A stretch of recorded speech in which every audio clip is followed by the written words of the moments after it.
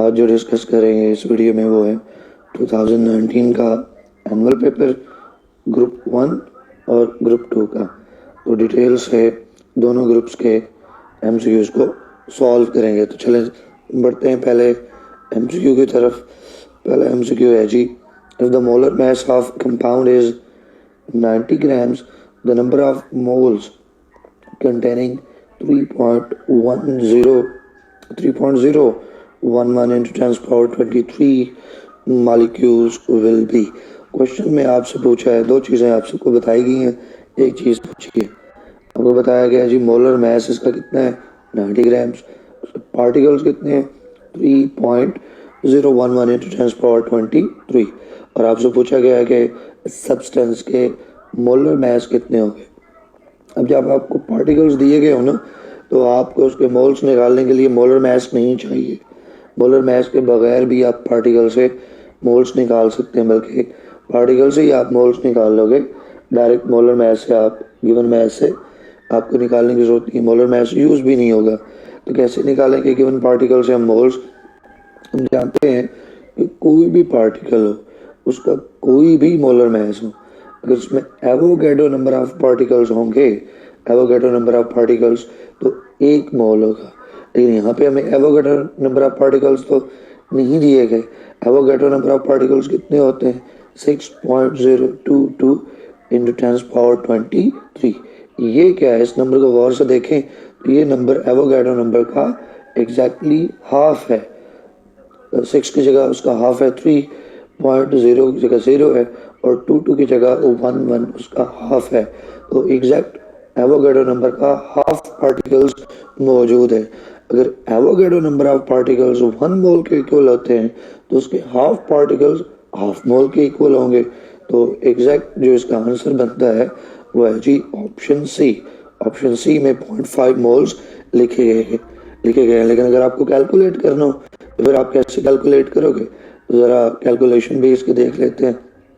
ये देखें साइड पे, मोल्स कैसे निकालेंगे पार्टिकल से? Moles is equal two particles given particles divided by Avogadro number. यहाँ पे गिवन पार्टिकल्स थे 3.011 इंटू 10 पावर 23। इसको डिवाइड कर दे एवोगैड्रो नंबर के साथ, जो कि 6.022 इंटू 10 पावर 23 है। जब आप इन दोनों नंबर्स को डिवाइड करोगे तो आंसर आएगा 0.5 मोल्स, और यही आंसर होगा। तो पहले में करेक्ट आंसर जो है वो 0.5 मोल्स है। चलें बढ़ते हैं एमसीक्यू नंबर 2 की तरफ। एमसीक्यू नंबर 2 है, इसमें मैग्नीशियम का सिंबल उसके एटॉमिक मास और एटॉमिक नंबर के साथ दिए गए 4 ऑप्शंस हैं, जिसमें इलेक्ट्रॉनिक कन्फिगरेशन लिखी गई है। तो हमें दुरुस्त करेक्ट इलेक्ट्रॉनिक कन्फिगरेशन मैग्नीशियम की बतानी है। अब इसमें गलती क्या होती है? गलती ये होती है, उसने ये नहीं बताया क्वेश्चन में कि इलेक्ट्रॉन्स कितने मैग्नीशियम में, हमें खुद पता करते हैं। और इलेक्ट्रॉन्स पता करने में बच्चे 2 तरह से गलती कर जाते हैं। वो ये, वो देखेंगे कि भाई अच्छा मैग्नीशियम में 2 नंबर लिखे हैं 24 और 12। तो बहुत सारे बच्चे हो सकते हैं ऐसे जो 24 को समझें कि ये इलेक्ट्रॉन्स हैं और उसकी इलेक्ट्रॉनिक कन्फिगरेशन लिख लें 24 को यूज़ करते हुए। यहाँ ये ख्याल रखना है कि इलेक्ट्रॉनिक कन्फिगरेशन में टोटल इलेक्ट्रॉन्स चाहिए। टोटल इलेक्ट्रॉन्स हमें पता चलते हैं नंबर ऑफ उसके एटॉमिक नंबर से। एटॉमिक मास को हमने यूज़ नहीं करना। तो कैसे याद रखा जा सकता है एटॉमिक मास क्या है, एटॉमिक नंबर क्या है? तो एक सिंपल सी ट्रिक है कि भाई जो बड़ा नंबर होगा ना,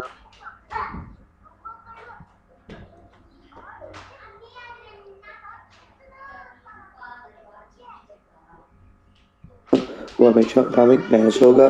जो छोटा नंबर होगा वो एटॉमिक नंबर होगा, और वही नंबर ऑफ इलेक्ट्रॉन्स होते हैं। तो यहाँ 24 और 12 है, तो 12 जो है वो उसका एटॉमिक नंबर होगा। इतने ही इसमें टोटल इलेक्ट्रॉन्स भी होंगे, और 12 इलेक्ट्रॉन्स हैं तो उन्हीं को हम सॉल्व करेंगे। ज़रा देखें कैसे आएगी इलेक्ट्रॉनिक कन्फिगरेशन। देखें जैसे मैंने यहाँ पे लिखा, मैग्नीशियम का एटॉमिक नंबर 12, एटॉमिक नंबर 12 है, तो इसका मतलब है इसमें इलेक्ट्रॉन्स भी 12 है, और इन्हीं इलेक्ट्रॉन्स को हमने शेल्स और सब शेल में फिल करना है। तो कैसे होगा? पहले शेल में एक ही एस सी है और उसमें 2 आ जाएगा, 1s2। फिर दूसरे शेल में जाए S और P होंगे, उसमें 1 2s2 2p6 हो जाएगा। दूसरे शेल में देखें तो S में 2 इलेक्ट्रॉन आ जाएंगे, तो 12 इलेक्ट्रॉन्स 3 शेल्स के अंदर फिल हो जाएंगे। 1s2 2s2 2p6 3s2। इस हिसाब से जो करेक्ट आंसर होगा हमारा, वो करेक्ट आंसर है यहाँ पे answer number B, option number B, जहाँ लिखा है 1s2 2s2 2p6 and 3s2।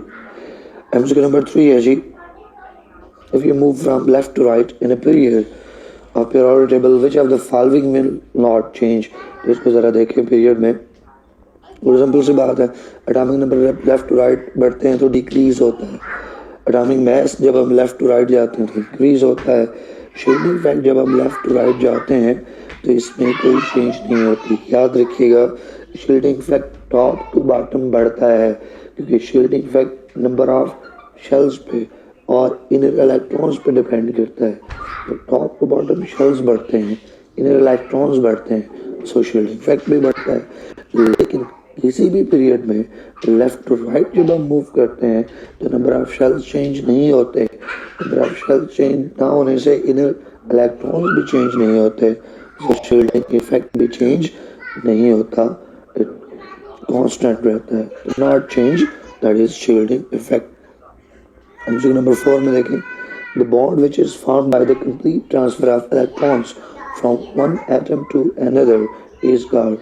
Chapter number 4 में 2 तरह की बॉन्डिंग दी गई है, कोवलेंट बॉन्डिंग, आयनिक बॉन्डिंग। हम जानते हैं कि कंप्लीट ट्रांसफर ऑफ इलेक्ट्रॉन से जो बॉन्डिंग बनती है वो आयनिक बॉन्डिंग बनती है। जो एटम इलेक्ट्रॉन देगा उस पर पॉजिटिव चार्ज आ जाता है, जो एटम इलेक्ट्रॉन गेन करेगा उस पर नेगेटिव चार्ज आ जाता है, पॉजिटिव नेगेटिव आयंस बनते हैं, जिसके नतीजे में वो आपस में जुड़ के तो आयनिक बॉन्ड और आयनिक कंपाउंड फॉर्म कर देंगे। नंबर 5 की बात करें, देखा जी, the melting point and the boiling point of water are high due to. Melting point और बॉइलिंग पॉइंट और इस तरह की दूसरी जो प्रॉपर्टीज हैं ये डिपेंड करती हैं इंटरमॉलिक्यूलर फोर्सेस के ऊपर। अब वाटर में कौन सी इंटरमॉलिक्यूलर फोर्स पाई जाती है?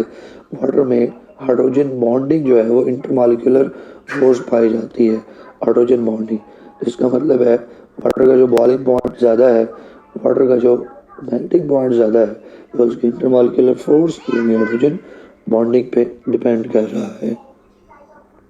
नंबर 6 देखें, नंबर 6 जो है वो चैप्टर नंबर 5 से क्वेश्चन दी गई है, v divided by t is equal to constant, और पूछा है कि ये मैथमेटिकल एक्सप्रेशन है। चैप्टर 5 में 2 लॉज दिए गए हैं, बॉयल्स लॉ है और चार्ल्स लॉ है, उन्हीं में से एक ये मैथमेटिकल फॉर्म है। एक तो डायरेक्ट आपने पढ़ा हो तो यहाँ से आप अंदाज़ा लगा सकते हो भाई v और t का कंपैरिजन है, v और t जो है वो चार्ल्स लॉ में कंपेयर किया जाता है। अगर आप ये ऐसे डायरेक्ट नहीं मालूम कर सकते तो आप इसको थोड़ा सॉल्व कर सकते हो। सॉल्व कैसे करेंगे, इस क्वेश्चन को ज़रा देखें, ग्राफ में आप जाकर देख सकते हैं, v divided by T constant है, t को दूसरी तरफ लेके जाएं तो t मल्टीप्लाई हो जाएगा। आप कांस्टेंट हटाएंगे तो इक्वालिटी की जगह साइन ऑफ प्रोपोर्शनैलिटी आ जाएगा, तो क्या बन जाएगा, v is directly proportional to t। तो कौन सा लॉ है ये जो ये रिलेशनशिप देता है?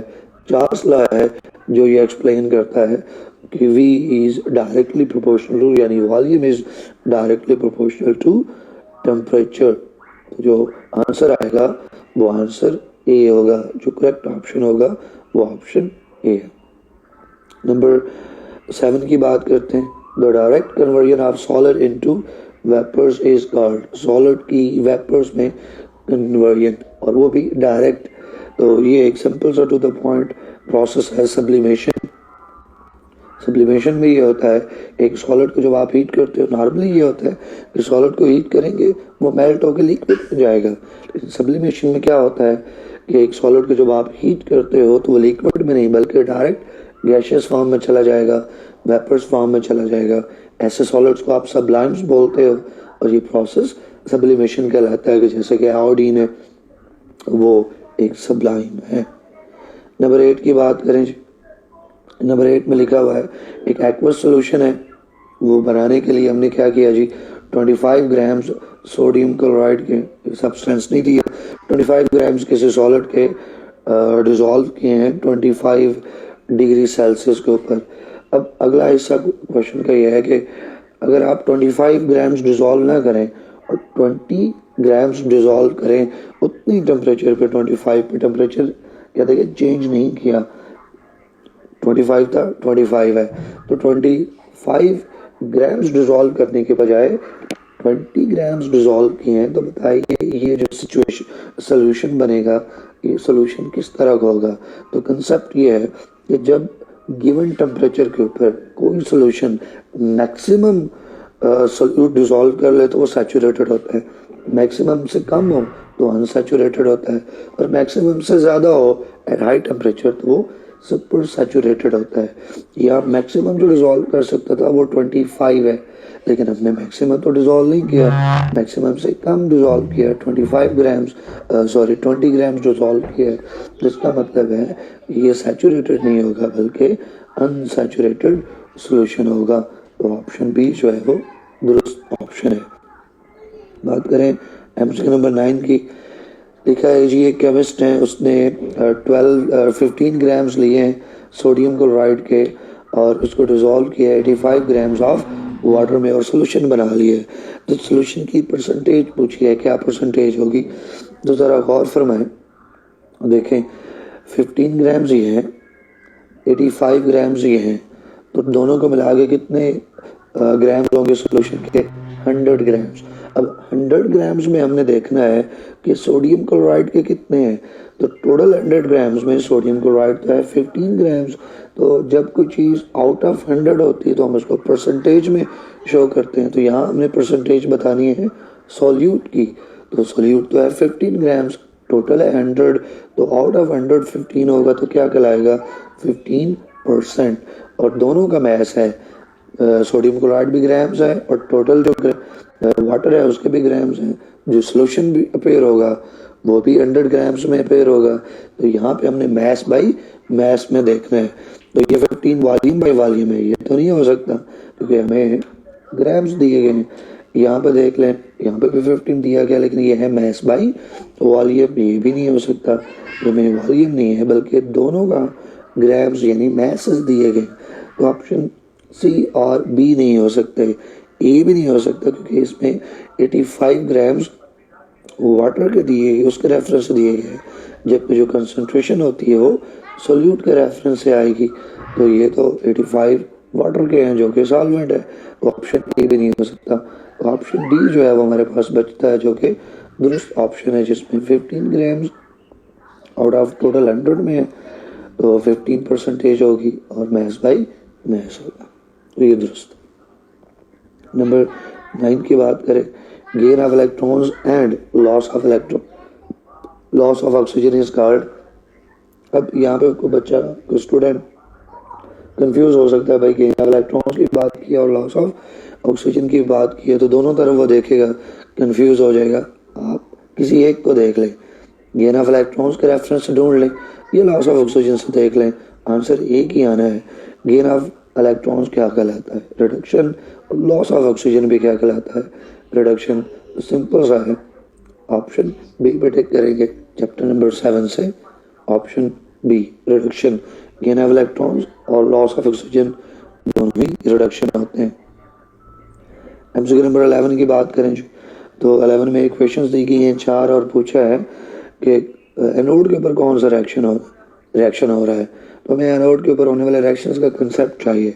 एनोड पे हमेशा लॉस ऑफ इलेक्ट्रॉन होता है, एनोड पे हमेशा ऑक्सीडेशन होती है, तो अब आपने वो इक्वेशन देख लेनी है जहाँ पे लॉस ऑफ इलेक्ट्रॉन हो रहा हो।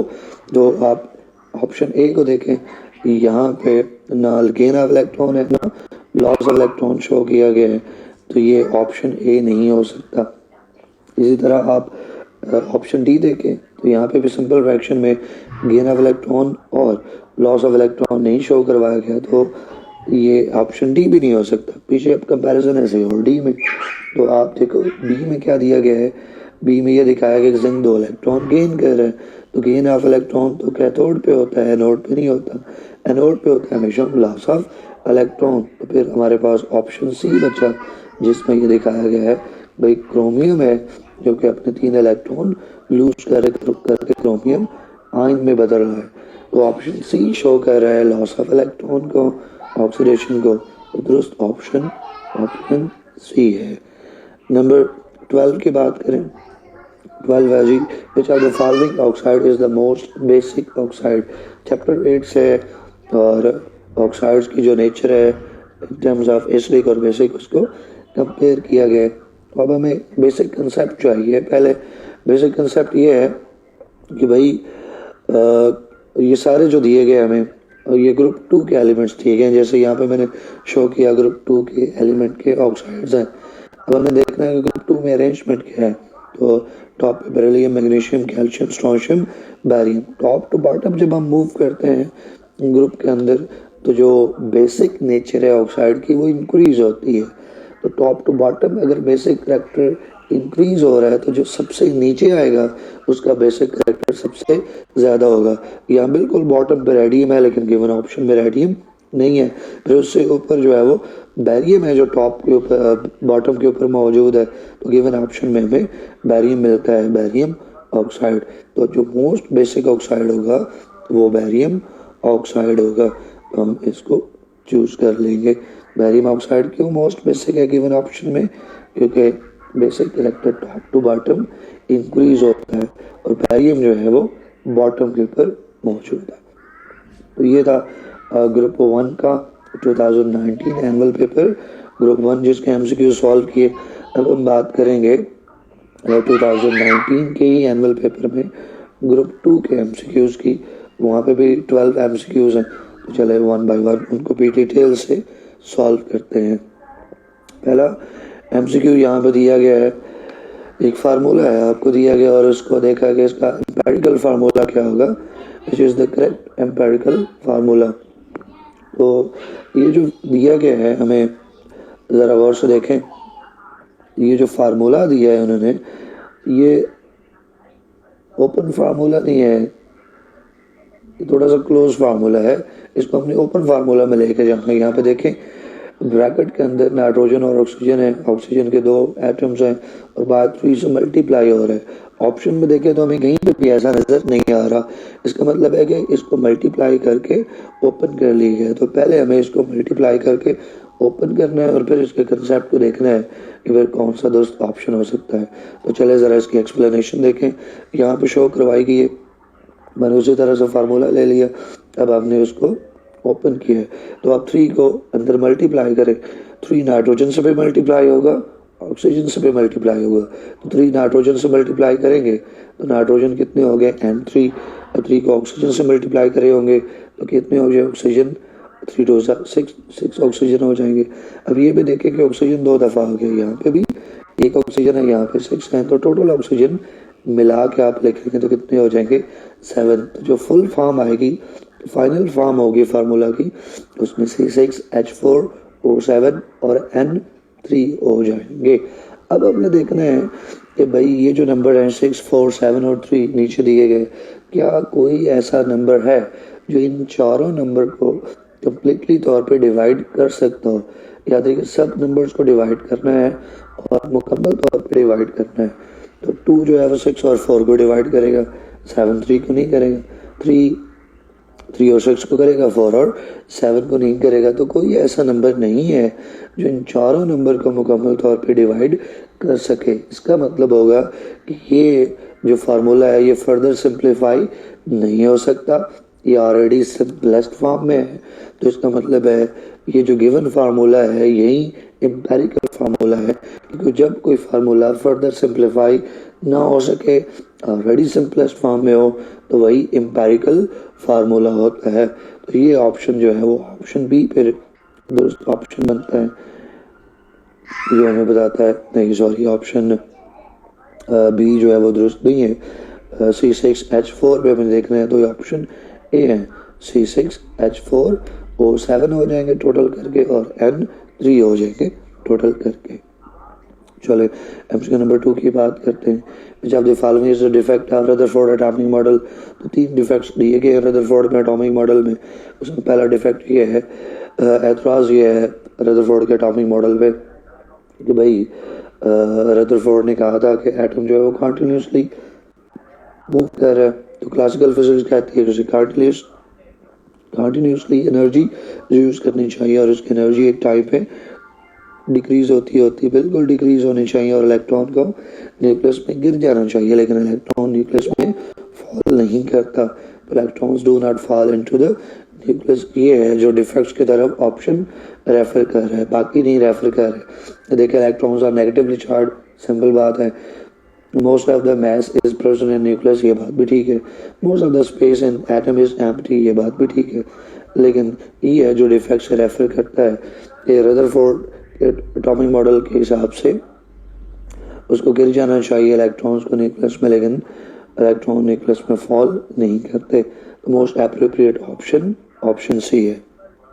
नंबर 3 की बात करें, which of the following property of halogen is maximum among the members of their period? Atomic radius, shielding effect, electronegativity और electropositivity दी गई है और हेलोजेंस का पूछा है। यहाँ दो कंसेप्ट को इकट्ठा किया गया है। एक तो इन चारों सब जो प्रॉपर्टीज हैं इनके बिहेवियर को, इनके वेरिएशन को देखा गया है और उसको ग्रुप 7 में हमने देखना है कि ग्रुप 7 के जो हेलोजेंस हैं उसमें क्या है। तो कंसेप्ट क्या है इसमें, हमें पहले हेलोजेंस की लोकेशन को देखना होगा। तो आते हैं जी पीरियोडिक टेबल में, देखते हैं कि हेलोजेंस हैं पीरियड 2 से शुरू हो रहा है, पीरियड 6 पे ख़त्म हो जाते हैं। तो पीरियड 2 से आप शुरू करेंगे और चलते जाएं आप पीरियड 7 की तरफ। 7 में आपके पास हेलोजेंस आ जाएंगे, तो 7 पे आपको हेलोजेंस मिलेंगे। तो जब भी आप लेफ़्ट टू राइट मूव करते हो, याद रखिएगा जो चीज़ बढ़ती है वो है इलेक्ट्रोनेगेटिविटी। इलेक्ट्रॉन एफिनिटी बढ़ती है, इलेक्ट्रोनेगेटिविटी बढ़ती है, लेकिन यहाँ पे इलेक्ट्रॉन एफिनिटी तो ऑप्शन में नहीं है, ऑप्शन में है इलेक्ट्रोनेगेटिविटी। तो आप पीरियड 2 से 7 की तरफ जाओगे, सॉरी पीरियड 2 में मूव करोगे, हेलोजेंस की तरफ जाओगे, इलेक्ट्रोनेगेटिव बढ़ती बढ़ती हेलोजेंस पे मैक्सिमम हो जाएगी। सिमिलरली 3 में आप मूव करते जाओ, हेलोजेंस पे जाओगे, इलेक्ट्रोनेगेटिविटी मैक्सिमम होती जाएगी। 4 पे मूव करो, 5 पे मूव करो, 6 पे मूव करो, तो जो इलेक्ट्रोनेगेटिविटी है वो हेलोजेंस के ऊपर जाके मैक्सिमम हो जाती है। तो इसका मतलब है तमाम पीरियड्स में हेलोजेंस की इलेक्ट्रोनेगेटिविटी जो है वो मैक्सिमम होगी। और यही क्वेश्चन में पूछा गया है कि हेलोजेंस की इन चारों प्रॉपर्टीज में कौन सी मैक्सिमम होगी अपने पीरियड के अंदर। तो अपने पीरियड में हेलोजेंस जो है वो मैक्सिमम इलेक्ट्रोनेगेटिविटी रखते होते हैं। क्लियर हो गया जी। बाकी ऑप्शन को देखें, atomic radius left to right decrease होता है, शील्डिंग इफेक्ट चेंज नहीं होता, electropositivity left to right decrease होती है, एक जो चीज़ बढ़ती है वो इलेक्ट्रो नेगेटिविटी है। तो करेक्ट ऑप्शन बी होगा। नंबर 6 को देखें, covalent bond is formed bye, simple है, अगर ionic bonding transfer of electrons है तो covalent bonding sharing of mutual sharing of electron से होता है। ऑप्शन डी है जो ये सजेस्ट करता है mutual sharing of an electron by 2 atoms.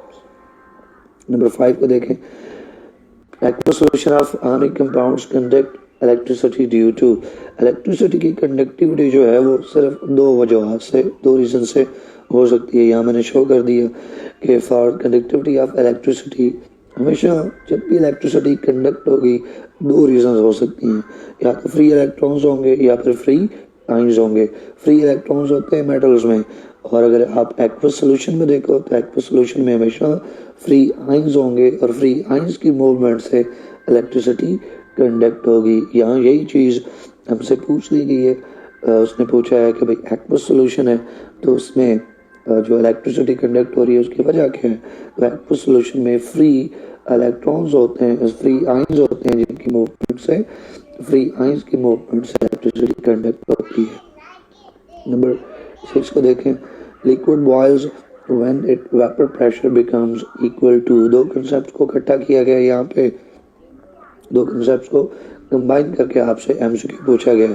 पहला कंसेप्ट ये है कि कोई भी लिक्विड बॉयल कब होता है, जब उसका वेपर प्रेशर उसके एटमॉस्फेरिक प्रेशर यानी एक्सटर्नल प्रेशर के इक्वल हो जाता है। और फिर हमें पता होना चाहिए कि एक्सटर्नल प्रेशर जो है वो कितना और क्या होता है। तो यहाँ मैंने आपके लिए शो करवा दिया, यहाँ पे देखें कि कंसेप्ट ये है कि कोई भी लिक्विड कब बॉयल होगा, जब वेपर प्रेशर एक्सटर्नल और एटमॉस्फेरिक प्रेशर के इक्वल हो जाएगा। और एक्सटर्नल और एटमॉस्फेरिक प्रेशर सी लेवल पे कितना होता है, अगर mmHg में देखें 760 टॉर में देखें तो भी 760, अगर आप किलो पास्कल में देखेंगे तो ये है 101.325 किलो पास्कल।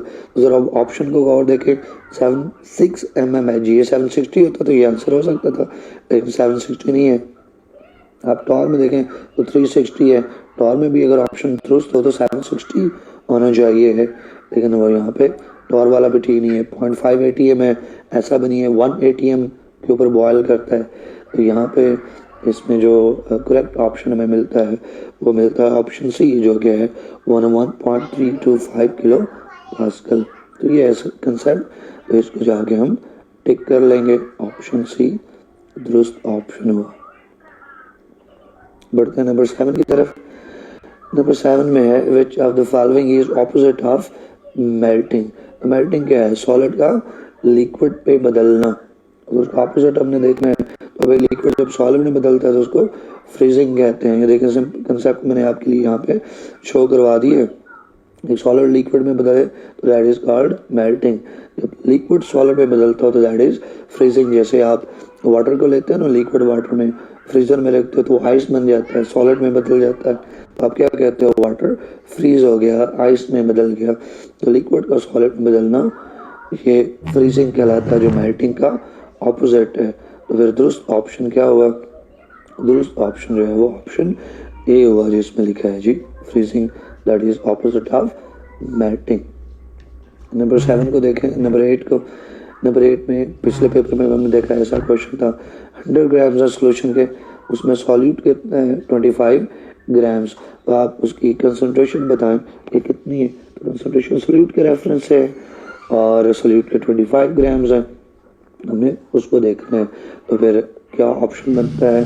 25 आप देख लें तो एक ही ऑप्शन में है, ऑप्शन ए में 25% दी गई 25 नंबर के साथ, तो ऑप्शन ए ही दुरुस्त ऑप्शन है, बाकी जो है वो नहीं हो सकते, क्योंकि हमने सॉल्यूट के रेफरेंस से कंसंट्रेशन को देखना है सॉल्यूट के, और 25 ग्राम्स टोटल में डिजॉल्व किए 100 में, तो यही कंसंट्रेशन बनेगी 25% ऑफ द सॉल्यूट। नंबर 9 की बात करें, नंबर 9 में the volume of 0.5 molar solution of hydrochloric acid containing it's 2 moles. तो ये मोलारिटी में चैप्टर 6 में जो क्वेश्चन पूछा गया है न्यूमेरिकल टाइप का है। क्या चीज़ें बताई गई हैं गिवन डाटा में? 2 मोल्स बता दिए गए, उसकी मोलारिटी बता दी है 0.5 मोल है, और हमसे पूछा है उसका वॉल्यूम। तो कंसेप्ट क्या है? हमें फार्मूला पता होना चाहिए, फार्मूला क्या है मोलारिटी का, तो हम अपने माइंड में कैलकुलेट कर सकें। तो ज़रा देखें मोलारिटी का फार्मूला क्या है? Molarity is moles of solute divided by volume in decimetre cube. तो यहाँ पे मोल्स कितने की मोलारिटी हमें दी गई? 3 चीज़ें हैं ना, मोलारिटी, मोल्स और वॉल्यूम। तो हम 2 वैल्यूज़ हैं तो उसको पुट करेंगे। मोलारिटी 0.5 मोल्स थी, हमने उसकी जगह पुट कर दी। गिवन मोल्स जो हैं वो 2 है डिवाइडेड बाय वॉल्यूम, वॉल्यूम हमने मालूम करना है, तो वॉल्यूम नीचे है जो हमने मालूम करना है। तो हम यूँ करते हैं कि वॉल्यूम को दूसरी तरफ लेके चलते हैं, तो दूसरी तरफ जो 0.5 मोल्स हैं वो उस तरफ आके डिवाइड हो जाएंगे, तो वॉल्यूम हमें मिलेगा 2 डिवाइडेड बाई 0.5। आपको याद हो, पता होना चाहिए कि जब भी किसी भी नंबर को आप 0.5 से डिवाइड करते हो तो वो नंबर डबल हो जाता है। तो 2 को आप 0.5 से डिवाइड करोगे, आंसर जो है वो डबल में आ जाएगा, नंबर डबल हो जाएगा। तो 2 का डबल है 4, तो 4 डेसीमीटर क्यूब आंसर, दुरुस्त आंसर होगा। ऐसा लिखा है ऑप्शन बी के ऊपर, 4 डेसीमीटर क्यूब। तो सिंपल सा न्यूमेरिकल। नंबर 10 देखें, चैप्टर 6 से है, चैप्टर 7 से गैल्वेनाइजिंग इज। तो गैल्वेनाइजिंग होती है जी कोटिंग विद जिंक। तो ये ऑप्शन ए दुरुस्त ऑप्शन है, कोटिंग विद जिंक। नंबर 9 को देखें, what is reducing agent in the following reaction. तो रिडक्शन जो है वो गेन ऑफ इलेक्ट्रॉन है, रिडक्शन गेन ऑफ हाइड्रोजन है, और जो रिडक्शन करवाया आप उसको क्या बोलते हो? Reducing agent. हमें यहाँ पे रिड्यूसिंग एजेंट देखना है, तो कई अंदाज से यहाँ पे हम इसको देख सकते हैं। मिसाल के तौर पे हाइड्रोजन जो है वो इसमें दुरुस्त ऑप्शन है। हाइड्रोजन क्यों दुरुस्त ऑप्शन है? देखिए कि हाइड्रोजन नॉन मेटल है, तमाम नॉन मेटल जो है रिड्यूसिंग एजेंट होते हैं। एक ये कंसेप्ट है जिससे आप अपना आंसर ढूंढ सकते हो। दूसरा कंसेप्ट क्या है कि आप यहाँ देख लो कि ये जो कॉपर ऑक्साइड है ये हाइड्रोजन गेन कर रहा है, और गेन ऑफ हाइड्रोजन क्या होता है? रिडक्शन, तो इसका मतलब है इसकी रिडक्शन हो रही है। कौन करवा रहा है? हाइड्रोजन। तो हाइड्रोजन रिड्यूसिंग एजेंट हुआ ना। तो ये दो अंदाज से आप अपना आंसर ढूंढ सकते थे। बहरहाल दोनों तरह से आप देखें तो ऑप्शन जो है वो डी बनता है।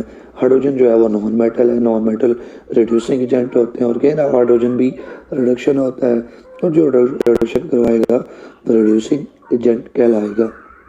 लास्ट पे नंबर 12 है, इसको देखें। Which are the following oxide is amphoteric oxide. Chapter 8 के दूसरे तीसरे पेज से ये एमसीक्यू बनाया गया है। ऑक्साइड तीन तरह के होते हैं, एसिडिक, बेसिक और एम्फोटेरिक। एसिडिक वो होते हैं कि जो जिनको डिसॉल्व करें तो एसिडिक सॉल्यूशन बना दें, या वो बेस के साथ रिएक्ट करें तो एसिड के तौर पर रिएक्ट करें। बेसिक ऑक्साइड्स वो होते हैं कि जो डिसॉल्व करें एक्वस सॉल्यूशन में, उनमें वाटर में डिसॉल्व करें तो जो बेसिक एक्वस सॉल्यूशन बनाते हो तो वह बेसिक कहलाएंगे। एम्फोटेरिक वो होते हैं जिनमें डुअल प्रॉपर्टी होती है, वो एसिड के तौर पे भी बिहेव करते हैं और बेसिक के तौर पे भी बिहेव करते हैं, दोनों प्रॉपर्टीज उनके पास मौजूद होती हैं। तो सोडियम ऑक्साइड है ग्रुप 1 में, ग्रुप 1 में स्ट्रॉन्ग एसिड्स होते हैं। आप ऑप्शन सी को देखो, मैग्नीशियम है ग्रुप 2 का है, ग्रुप 2 वाले भी जो है वो बेसिक ऑक्साइड बनाते हैं। ऑप्शन डी को देखो आप, तो उसमें सल्फर का ऑक्साइड है, सल्फर नॉन मेटल है, नॉन मेटल के ऑक्साइड एसिडिक होते हैं।